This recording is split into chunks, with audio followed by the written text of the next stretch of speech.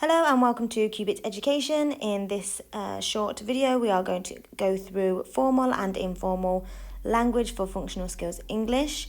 We will look at understanding the difference between formal and informal writing and look at some examples of formal and informal texts.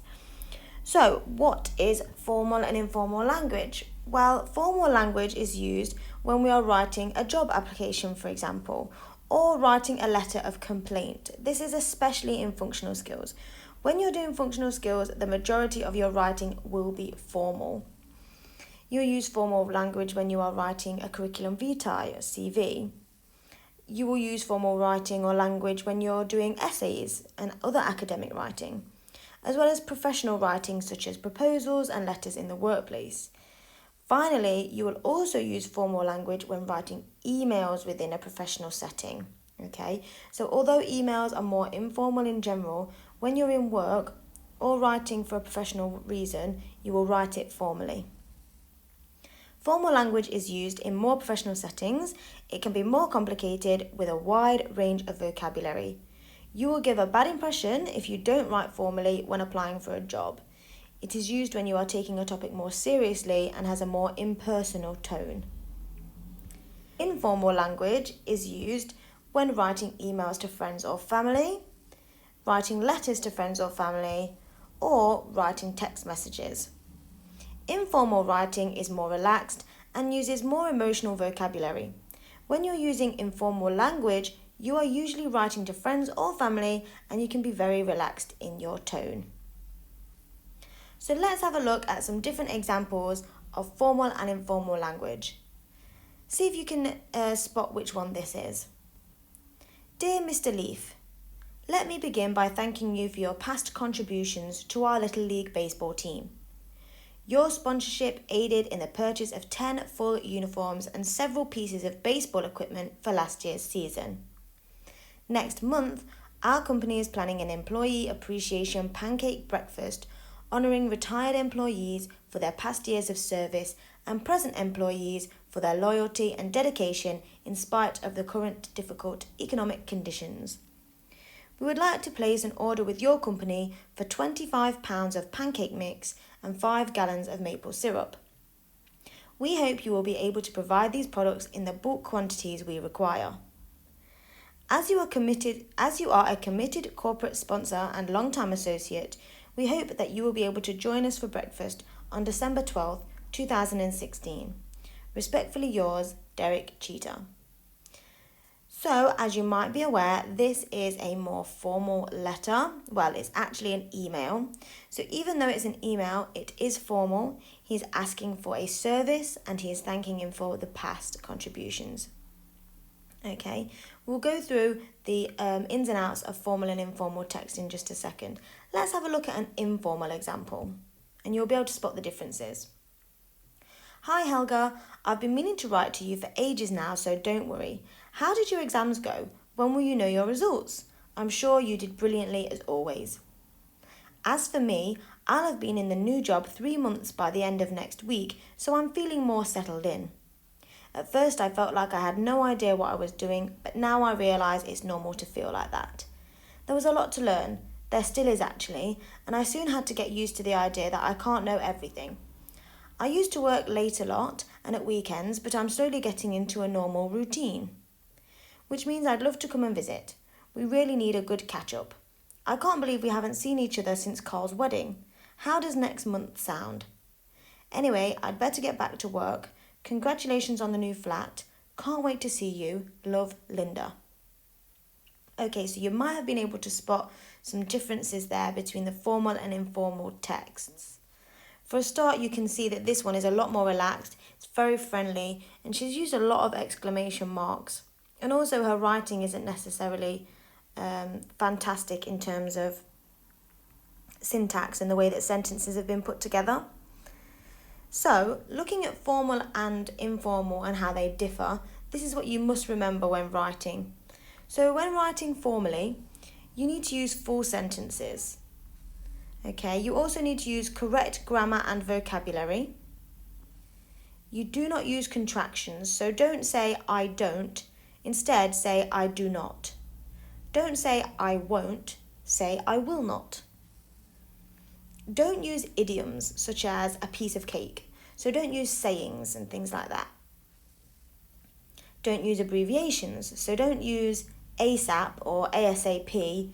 Rather, you would say as soon as possible. No need for exclamation marks in formal writing. Okay, it just makes it look a little bit shabby. Unless you're really trying to put your point across, maybe use one. But as you might have noticed in the informal text, there was a lot of exclamation marks.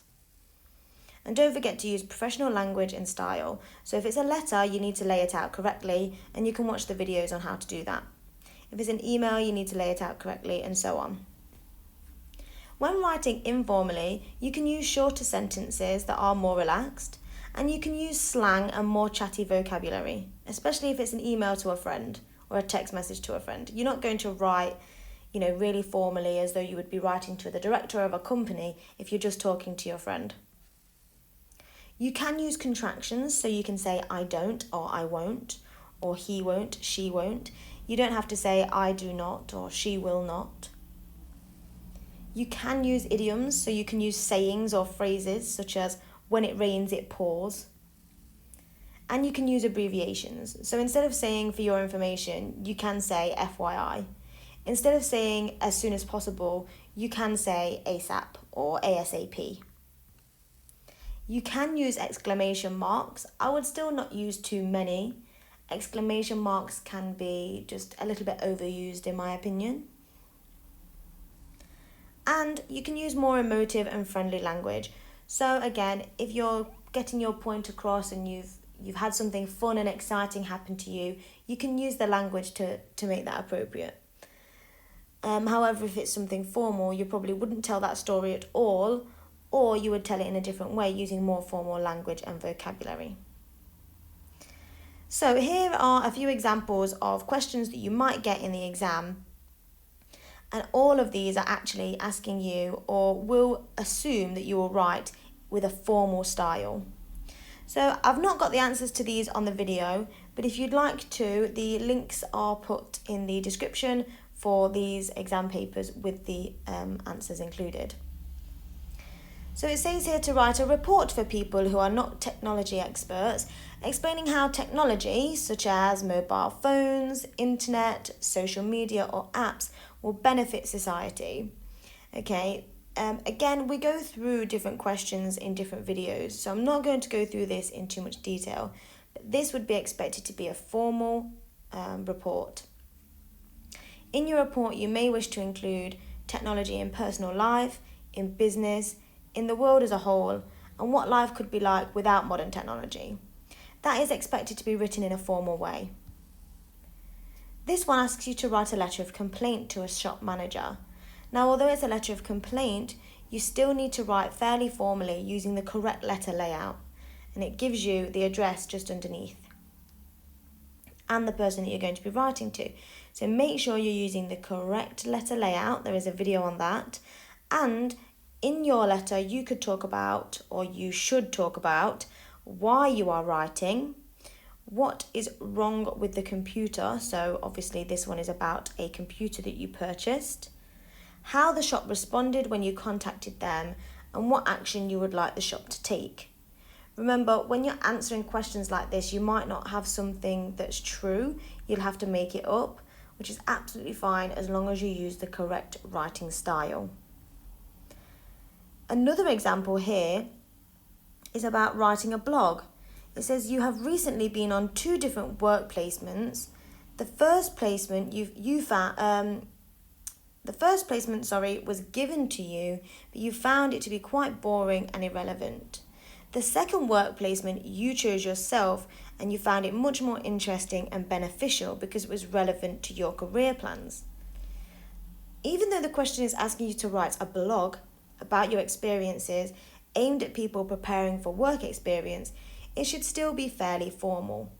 Okay, you might want to use certain language features and techniques, which again are in another video, in order to help you do these things, in order to write this blog. However, for the most part, it still needs to use fairly formal language. Another example is to write an article. It says here that it is well known that celebrities use the media to help their careers, but they don't seem to like it when the media covers their private lives. Is it right how the media treats celebrities? How do celebrities benefit from the media, and how does the media benefit from celebrities? And should anything be off limits, or can the media cover everything about celebrities and their private lives? In this case, you're being asked to write an article for a student magazine. Now, this should be also fairly formal, but bear in mind that it is for a student magazine. So you also need to adapt your writing to your audience. They are a younger audience. You might want to pop in a little bit of language that might relate to the younger generation, but not too much. And in here you're going to explore the extent to which it is fair that the private lives of celebrities are covered in the media. Now, whether your writing is formal or informal, and again, in this last example, majority formal, but you could use some language or style that would appeal to the younger generation, as it is a student magazine. But you also need to be aware that you use the correct layout, such as paragraphs, and in this case, giving it a title and a really good introduction and so on. Again, there is other videos on that you can watch. Okay, so I hope that you've understood the difference between formal and informal writing to an extent. And as you go through the questions that there are other videos on, you will understand how these questions are to be answered in more detail. And we've also looked at some examples of formal and informal text. So if you are struggling, I would suggest that this list, which is also on my Instagram page, you can take a look, screenshot it and have it there to help you. Okay, it's a nice little cheat sheet to help you with how you're going to write for formal and informal texts. Okay, so thank you very much for using Cuba Education, and I really hope to see you again soon.